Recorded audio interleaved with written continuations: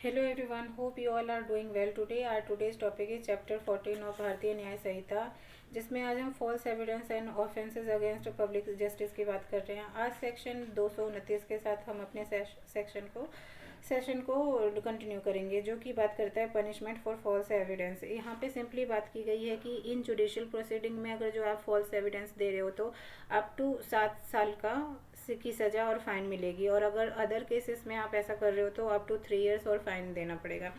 अगर जो हम सेक्शन को एक बार रीड आउट कर लेते हैं, इसमें सब सेक्शन 1 में कह रहा है कि whoever intentional gives false evidence in any state of a judicial proceeding or fabricate false evidence for purpose of being used in any stage of a judicial proceeding shall be punished with imprisonment of either description for a term which may extend to 7 years and shall also be liable to fine which may extend to 10,000 rupees.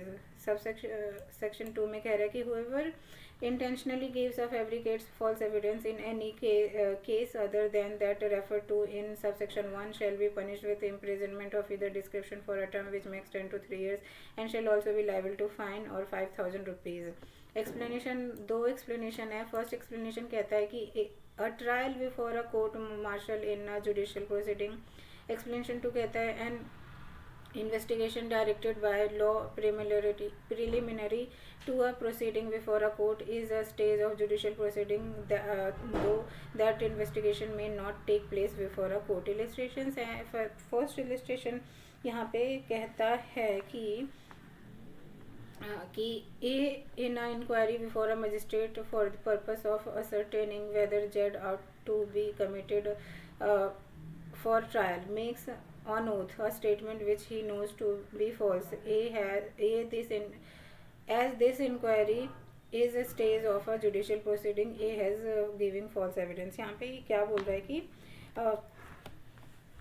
पहला illustration हमारा बता रहा है कि यह अनिश्चित करने के प्रयोजन से कि जो जेड को विचार रूप से सर्वरुक किया गया है, मतलब किसी स्टेटमेंट के लिए उसको बुलाया गया है मजिस्ट्रेट के सामने, और एक जो शपथ लेके इस बात को प्रूफ कर रहा है जिसका वह जो कि वह जानता है कि वो झूठ बोल रहा है, तो ऐसी चीज ये जांच न्यायिक कार्यवाही का एक प्रक्रम माना जाएगा और इसलिए जेड को यहाँ पे मिथ्या साक्ष्य देने के लिए लायबल ठहराया जाएगा। और दूसरा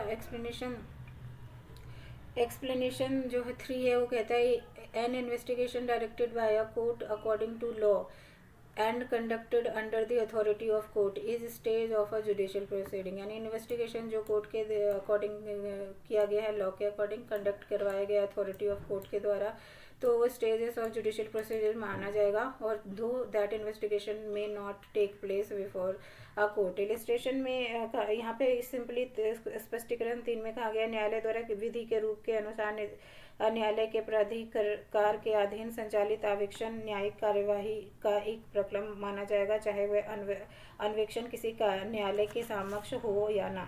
और इसके से रिलेटेड इलस्ट्रेशन में कहा गया है कि संबंधित स्थान पर जानबूझकर सीमाओं को अनिश्चित करने के लिए न्यायालय द्वारा प्रतिनियुक्ति अधिकारी के समक्ष जांच के लिए जो ए था शपथ पर कथन करता है जिसका मिथ्या होना वह जानता है कि झूठ है ये चीज़ें, और जांच की कार्यवाही का एक प्रक्रम माना जाएगा, और इसलिए ये माना जाएगा कि ए ने यहाँ पे फॉल्स एविडेंस दिया है। तो ये था आज का हमारा video section 229 of BNS। Next time मिलते हैं सेक्शन 230 ऑफ BNS के साथ। Thank you so much for watching my video.